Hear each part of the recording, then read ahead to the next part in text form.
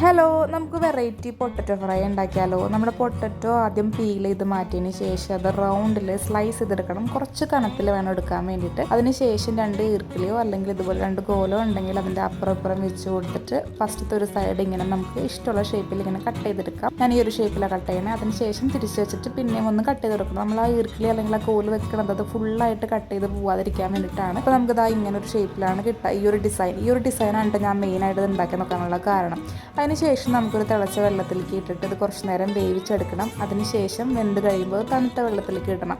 പിന്നെ നമുക്കിതിന് മസാല വേണ്ടത് മുളക് പൊടി, മഞ്ഞൾപ്പൊടി, ഗരം മസാല, ഉപ്പ്, കുറച്ച് വെളിച്ചെണ്ണയും കൂടെ ഒഴിച്ചൊന്ന് മിക്സ് ചെയ്യുക. അതിനുശേഷം നമ്മൾ വേവിച്ച് മാറ്റി വെച്ച് പൊട്ടറ്റോയും കൂടെ മിക്സ് ചെയ്തിട്ട് എണ്ണയിലോട്ട് ഫ്രൈ ചെയ്തെടുക്കാം. നമുക്ക് കുറേ എണ്ണ എടുത്ത് അതിനകത്ത് മുക്കി പൊരിച്ചെടുക്കാം, അല്ലെങ്കിൽ ഇതുപോലെ ഷാലോ ഫ്രൈ ആണെങ്കിലും ചെയ്യാം. അപ്പോൾ നമ്മുടെ ഫ്രൈ ഇവിടെ റെഡിയായി. ഇനി നമുക്ക് ഇത് ഇങ്ങനെ തന്നെ കഴിക്കാം, അല്ലെങ്കിൽ ഇതിൻ്റെ കൂടെ സെപ്പറേറ്റ് സോസ് ഉണ്ടാക്കി കഴിക്കുന്നവർക്ക് അങ്ങനെ കഴിക്കാം. ഞാനതിന് മടിയായതുകൊണ്ട് ഇവിടെ ടൊമാറ്റോ കെച്ചപ്പ് വെച്ചിട്ടാണ് ഞാനത് കഴിച്ചത്. അപ്പോൾ നിങ്ങൾ ഉണ്ടാക്കി നോക്കിയിട്ട് നിങ്ങളുടെ അഭിപ്രായങ്ങൾ കമൻറ്റ് ചെയ്യുക. അതുപോലെ തന്നെ എൻ്റെ ഈ വീഡിയോ ഇഷ്ടപ്പെട്ട ചാനലും സബ്സ്ക്രൈബ് ചെയ്യുക, സപ്പോർട്ട് ചെയ്യുക. അപ്പോൾ നെക്സ്റ്റ് വീഡിയോ കാണാം. Children by.